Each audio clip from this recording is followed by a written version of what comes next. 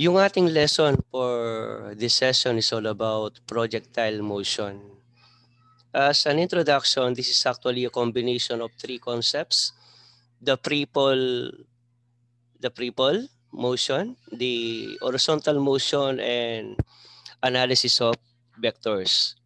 To start with, ito ngayon yung ating tinatawag na projectile motion. At syempre, kapag pinag-uusapan ng projectile motion, ito yung ating definition. It is actually a form of motion experienced by an object along a pathway called trajectory. Yung pathway na dadaanan ng object na ating itatapon pataas o iaagis pataas with a certain angle, hindi sa free fall lang, no? Ang tawag doon is trajectory. Ang tawag naman sa object na ating ibabato, kung hahawakan natin yung object and then ibabato natin upward, hindi siya perfect vertical, no? May angle yung pagkakatapon ng object. Ang tawag sa object is projectile, yung mismong object na iaagis.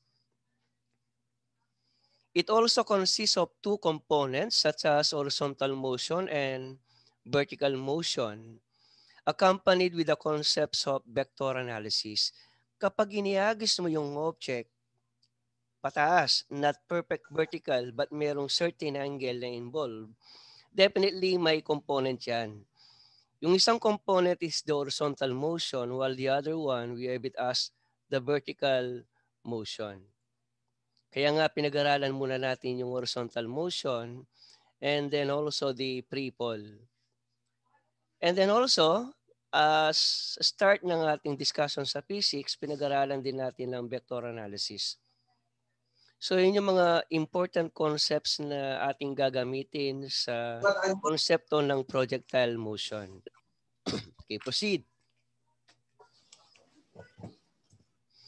So eto ngayon yung mga kinematic equations na ginamit natin nung pinag-usapan natin sa diskusyon natin yung horizontal motion. Actually, we have three kinematics equation na natakel natin. B sub x equals to BOX plus or minus AT.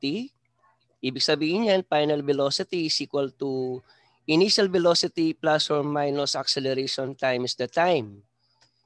And then x equals to B sub OX times t plus or minus 1 up 80 square. Ito naman yung formula para sa displacement.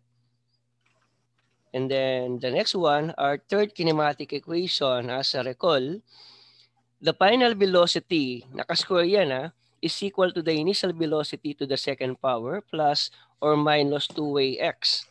Yan ang ating third kinematic equation na ginamit natin sa horizontal motion.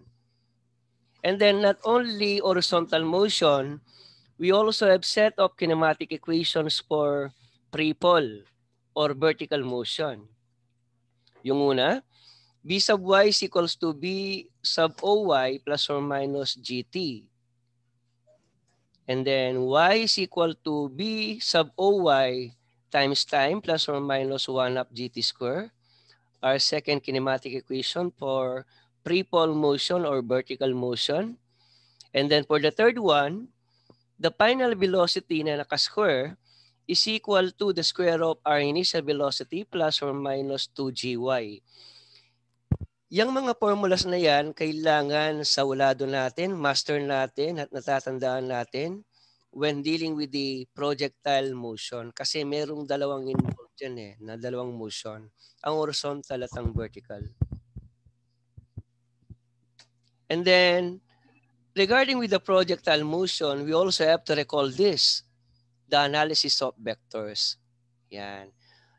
If I'm going to draw a y-axis and also the x-axis, Cartesian coordinate system, which is actually consisting of two axes, the x and y, assuming we have our projectile, kunwari bola yan, and then iaagis ko yan.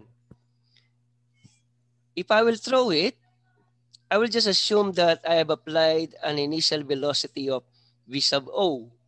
Siyempre, dapat meron kang vector na i-apply doon sa projectile. And then, may certain amount yung velocity na yan. And not only that, may angle of inclination tayo na given. During calculation, lagi lang akong may ibibigay na dalawang given. Ang initial velocity at ang angle of inclination nito before the time na itatapon ko yung object o iaagis ko yung object. Hindi siya perfect vertical, may angle. Now, yung vector natin na V sub O, definitely may dalawang component yan. Isang vertical component na tatawagin natin and also the horizontal component. Ang horizontal component tatawagin natin V sub OX. Yan. And then ang vertical component tatawagin natin V sub OY. So yan ngayon yung mga components ng ating given vector na V sub O with respect to an angle theta. So paano ba yung mga formula dito? Kailangan din nating ma-recall. Formulas, yan. Kapag hinahanap naman natin is yung mean velocity, VO square is equals to VOX square plus VOY square. Yan ang gagamitin nating formula. Kapag hinahanap naman natin ang horizontal component ng ating given velocity V sub O, V sub O cosine theta ang value ng V sub OX. And then ang V sub OY naman, ang value nito is equal to our velocity V sub O times sine of theta. At kapag angle ang pinapahanap, tangent theta is equals to B sub OY all over B sub OX. So at any point ng ating trajectory, saan man point tayo mapapunta, yan ang mga formula na susundan natin. Nagbabago lang tayo ng mga subscript. B sub O dahil initial velocity. And then at another point, pwede nating pangalanin na B sub 1, B sub 2, B sub 3. Yung iba naman is B sub 1x, B sub 1y, B sub 2x, B sub 2y. Kapag nagpapalit tayo ng point doon sa trajectory, doon sa path na dadaanan ng ating projectile. Okay, continue tayo. Excuse. Yan. Now, simulan natin ngayon yung ating diskusyon by trying to solve a problem. Solving for the horizontal and vertical components of our initial velocity, 15 meters per second. So we have to compute for this. No? So, paano ba? Paano ba yung pagkalkula? Hindi ko muna ibinigay yung angle. No? Mamayang konti, susulat ko yung angle. So, una, mag-drawing muna tayo ng Cartesian coordinate system consisting of two axes, the y-axis and the x-axis. Then, may ibig sabihin yung line na yan, no? Maliliwanagan kayo mamaya. Now, assuming may hawak akong bola, itatapon ko yan pataas at yan ang direction niya. I think the direction is northeast, no? With an angle of inclination na 25 degrees along the x-axis. So ang initial velocity na ating in-apply sa ating object is 15 meter per seconds with an angle of inclination of 25 degrees at itatapon ko yan papataas. Yan.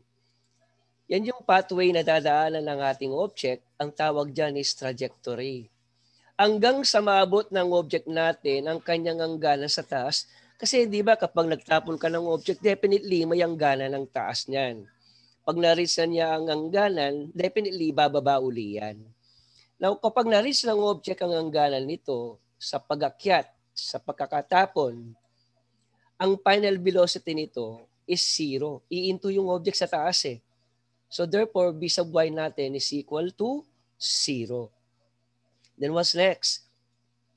This time, kakalkulayin natin ang mga values ng B sub OY, ang ating vertical component, and ang horizontal component na B sub OX. Kasi nga, ang question muna, hanapin muna natin ang mga components ng ating velocity, which is 15 meters per second with an angle of 25 degrees. So yan yung first step, first move when dealing with a projectile. We have to calculate first for the vertical component and horizontal component of our given velocity with a certain angle. Kalkulayin natin ang V sub OX. Ang formula ng V sub OX is BO cosine theta. So anong value ng ating horizontal component? 15 cosine 25. Calculate natin. 13.595 meter per second ang ating value sa initial velocity para sa ating horizontal component. How about the vertical component? B sub OY is equals to BO sin theta. So direct substitution tayo ng 15 at ng 25 sa BO at ng theta. So 15 sin 25 at ang ating initial velocity for our vertical component is 6.339 meter per seconds. Right after na makalculate natin yan gamit ang calculator natin. Kaya Casio yan, no Sharp yan, no Canon man yan. Ang importante, meron kang hawak na calculator. So proceed tayo. Now let me give you another, actually same situation, no? Another question from the same situation. Ito yung bola natin. Iagis uli pa pataas with an initial velocity of 15 meter per seconds and same angle, 25 degrees. Kanina, nakalculate natin ang mga components, no, ang BOX and BOY. Kalkulado na yung mga yan. So yung object, tataas yan. Yan. Hanggang sa marits nito ang hangganan niya hanggang sa taas, yung kaya niyang abutin. Now, pag na-reach na ng object ang height na kaya niyang abutin o yung hangganan, ang final velocity 0. Alam na natin yan, i-discuss ko kanina. Ang tanong, ano yung time rise? Anong oras yung time o ano yung time nung na-reach na ng object ang kanyang height na kayang abutin? Yung hangganan. Ano yung time na yon? So para makalculate natin ang time rise, so solving for the time rise or T rise, kailangan natin ang isang kinematic equation under ng pre-pole. I think this is our kinematic equation number 1 under ng pre-pole. So kailangan natin yan. Now, ito yung mga kondisyones. Tingnan natin yung situation, yung event. Papataas yung object, di ba? Ang ginamit natin is pre-pole. So hindi ba sa concept sa pre-pole nung tinuruan ko kayo regarding about pre-pole, ano ang sign ng gravity? Gagamitin natin is negative kasi pasalungat sa direksyon ng gravity. Di ba? Ang gravity is pababa. Since nag-oppose at paakyat ang object, we will use the negative sign here. And then the T will play the role of T rise. At ang ating initial velocity is given, ang final velocity naman na B sub Y is 0. Kaya ang mangyayari ito, no? Upward motion, use negative sign for G. By magiging 0 yan. Tama? At ang gagamitin nating sign is negative, kaya 0 is equals to By minus GT. And then let T be equal to T rise dahil time rise ang ginahanap natin. So revise uli yung formula. 0 is equals to B sub OY minus GT rise. So we can now solve for time rise. But how? Transpose ko muna ang GT rise sa left. So G times time rise equals to BOY. Then divide the entire equation by gravity. Kaya time rise is equal to BOY over G. But ang value ng B sub OY galing sa diskusyon natin kanina sa pagsasolve ng component, ang BOY is also equals to BO sin theta. Sa makatuwid, from this formula, galing dito, no? From this formula, ang BOY, papalitan lang natin ng BO sin theta. Yan. So, proceed tayo. T rise now is equal to BO sin theta all over G. Yan ang formula natin sa time rise at atin na itong na-derive.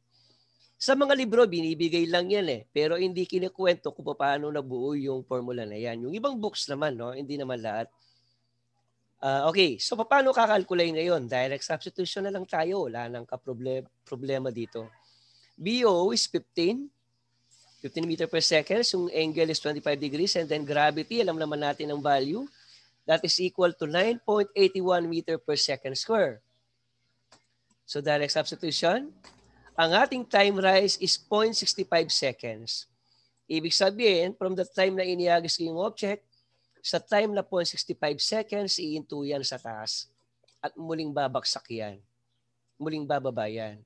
So yan ngayon ang ating formula para sa ating time rise at kung paano na-calculate ang 0.65 seconds. Let us proceed to the next question. Next, derivation of formula.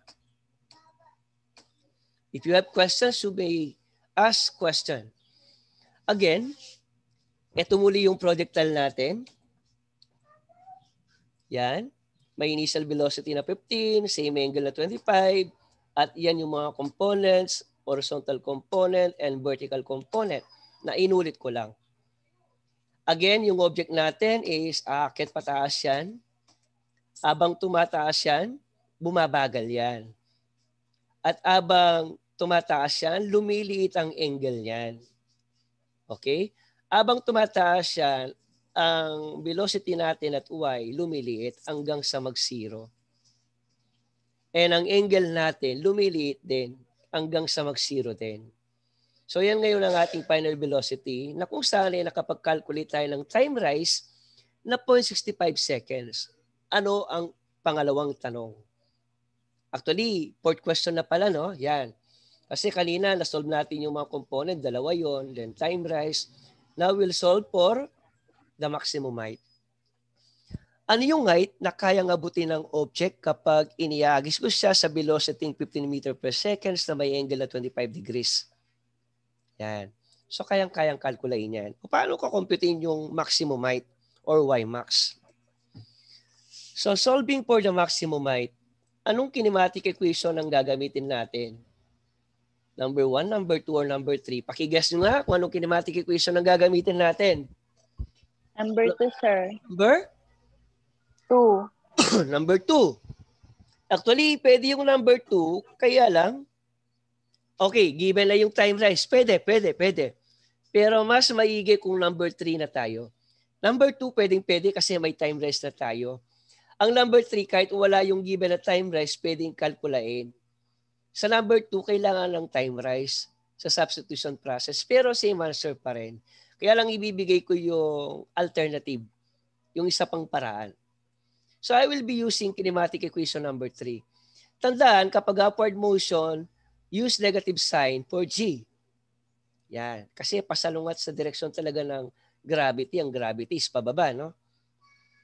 So yan ang gagamitin ko. Pero pwede rin yung kinematic equation number 2 kasi may time rise na tayo. Now, using kinematic equation number 3,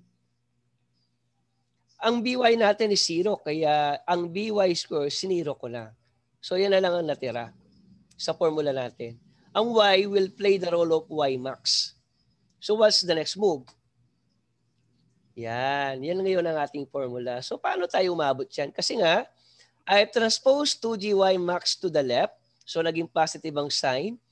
And then dinivide ko ang kabuuan ng equation ng 2g para y max na lang ang matitira. At ito ngayon ang ating formula para sa ating maximum height. So y max equals to the square of initial velocity all over 2g. Kaso, di ba, ang BOY is BO sin theta. So again, direct substitution. Yan na ngayon ang ating formula para sa ating maximum height. So direct substitution na lang tayo. Na-derive na natin, no? Y max is equal to the square of 15 sin 25 all over 2 times 9.81. So ganyan ang pagkakalkula ng maximum height. Direct substitution lang. And then sa calculator, diretso lang ang pagta-type niyan. Ang ating maximum height, ang kaya palang abutin ng object within a minute, 0.65 seconds. Wala man lang palang isang segundo eh. Napakabagal, no? Napakabilis pala, I mean. So, ibig sabihin, wala pang isang segundo, aabot ng 2.048 meters ang object. So, 2.048 meters ang kayang abutin ng object. Yan yung pinakahangganan niya sa taas pag itinapon. So, next. So, alam na natin kalkulain ang horizontal component, ang vertical component ng velocity, ang time rise, now ang maximum height. Let us proceed to another question. Possible question that may ask to you during your quiz or examination. Again, the Cartesian coordinate axis, x and the y axis. Yan, kukompletin ko na yung projectile, no? Ito yung object natin. Siyempre, may initial velocity yan na 15 meter per seconds with an angle of inclination of 25 degrees at may component yan, the x and the y components. Yan. Itatapon ko yung object na yung papatas. Yan yung motion natin. Sa point na yan, liliit ang angle, liliit ang velocity. Pero ang horizontal component ng velocity at any point, constant, hindi nagbabago. Okay, proceed. Lumiit na naman ang angle, bumagal na naman ang velocity at y. Lumiit na naman ang object, bumagal na naman ang velocity with respect to vertical motion. Yan. Patuloy na lumiliit yung angle hanggang sa angle is mag-zero at ang velocity at y natin is mag-zero. At this point, ang v sub y na yan, class, no? Dating final velocity yan, magiging new initial velocity na. Bakit? Kasi kanina hanggang dyan lang tayo, di ba? Ngayon, meron tayong new movement. Pababa naman ang object. Sa portion na bababa ang object, ang v sub y na dating velocity na final velocity is equal to 0, ang magiging bago nating initial velocity. Yan. At abang bumababa ang object, lumiliit din. Okay, lumalaki naman ang angle. Okay. Opposite sila, no? Kapag papakyat ang object, lumiliit ang angle. Kapag bababa ang object, lumalaki ang angle. Kapag papakyat ang angle, lumiliit ang velocity at y. Abang bumababa naman ang object, bumibilis ang velocity at y natin. Hanggang makarating tayo ng final velocity. Yan. Tatawagin natin yung v sub f. Yung ating final velocity. Then what's next? Ang ating final velocity, siyempre, may angle of inclination yan na beta with respect to x. At may component yan na bf sub x at bf sub y. Yan. So, anong gagawin natin ngayon? Okay, take note. Ang b sub f, ito yung ating new final velocity. Ang ating new initial velocity, by. Okay. So, ano yung hahanapin natin? Actually, apat yung kakalkulayin natin dito, no? We have to calculate for the angle beta, final velocity, yung vertical component ng BF natin, and then horizontal component ng final velocity nating BF, and then also ang ating final velocity. So, how do we calculate for this?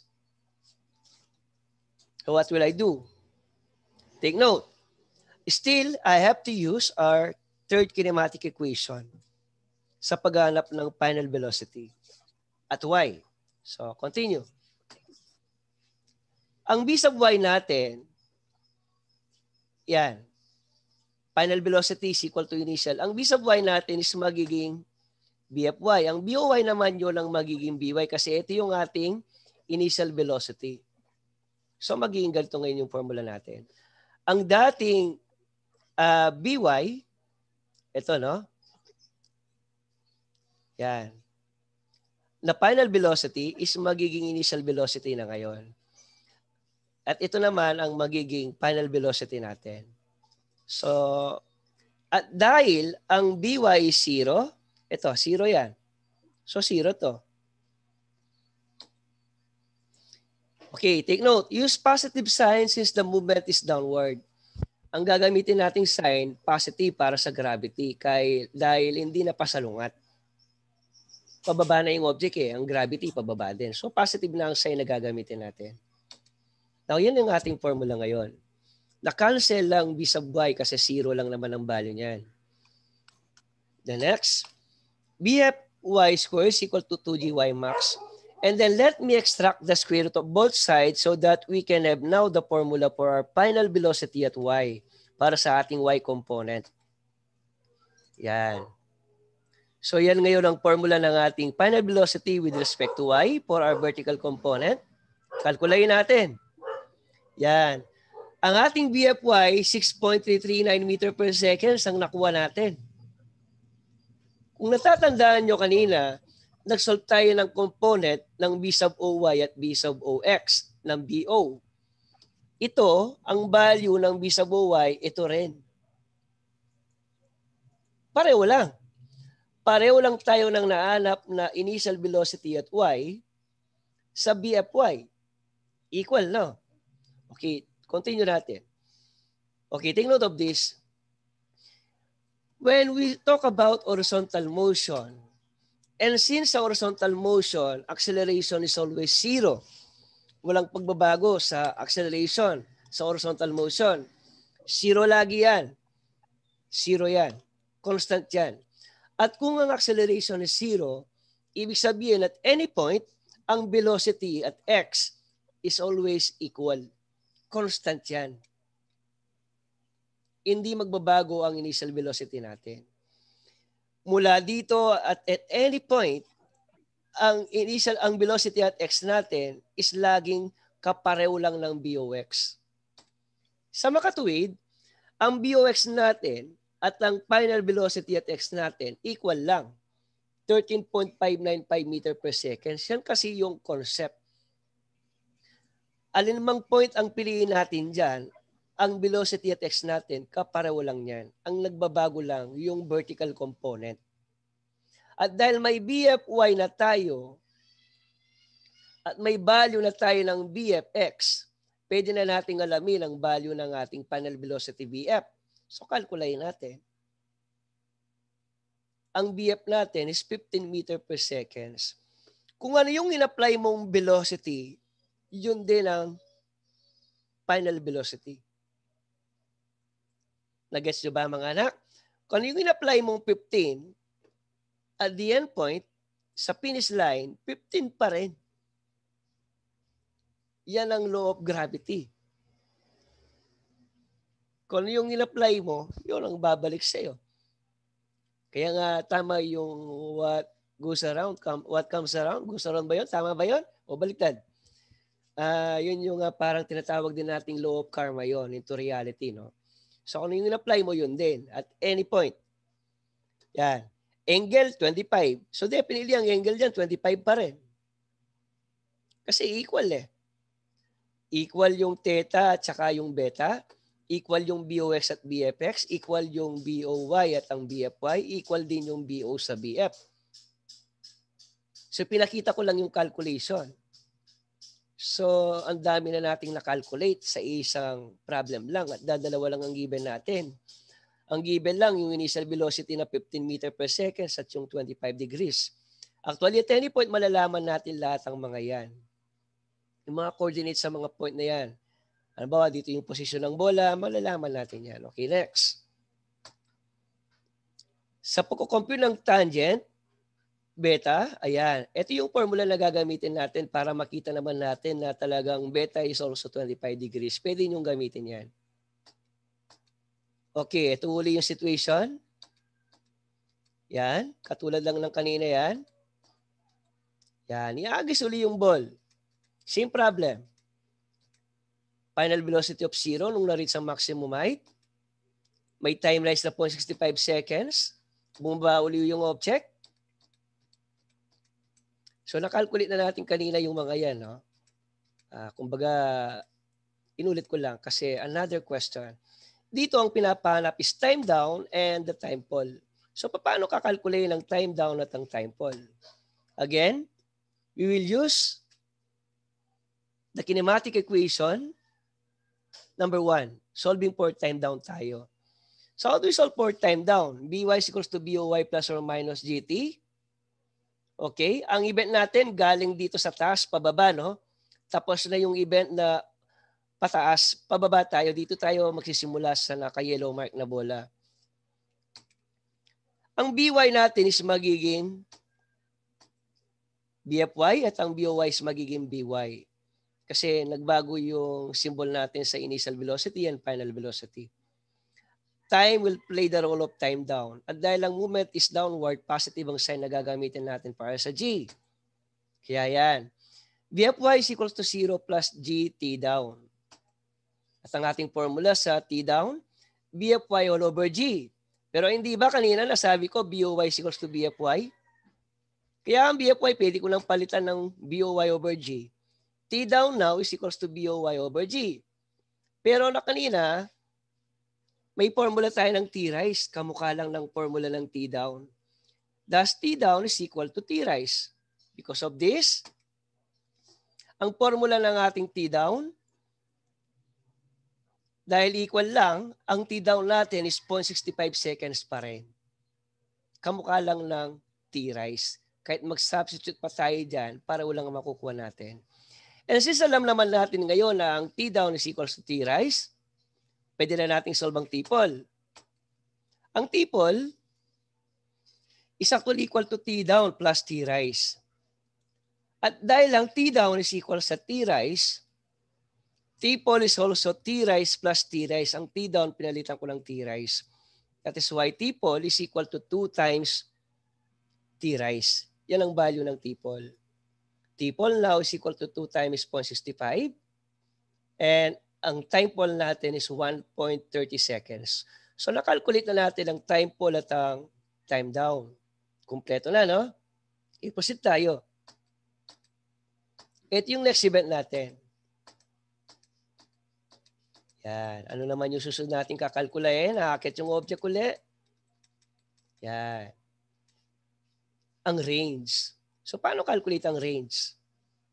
Sa range, ating gagamitin ang kinematic equation number 2 ng horizontal motion. Take note, acceleration sa horizontal motion is always 0.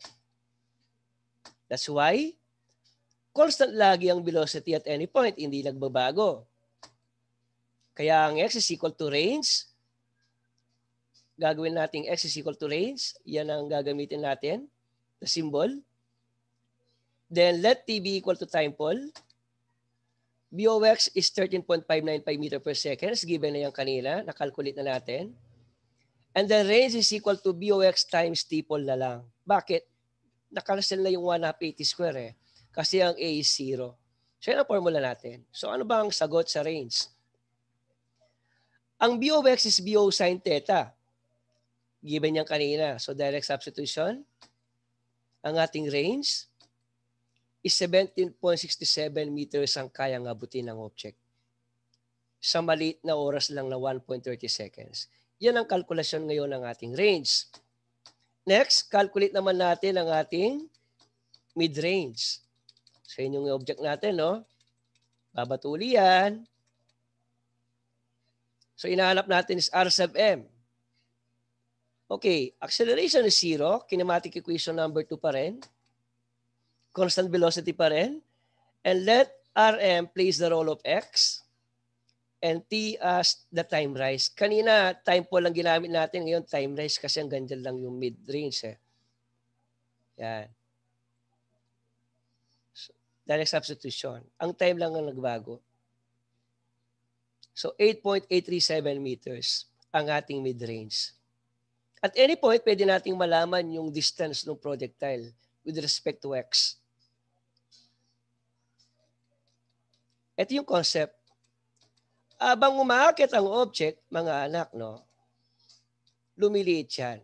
Okay, discuss ko siya dito, no? Okay. Yan.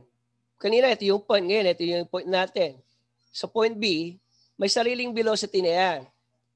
Sa point B, tatawagin natin B sub 1 ang velocity natin and then B sub 1x at saka B sub 1y. Sa taas, kung may by, siyempre may bx at may b din.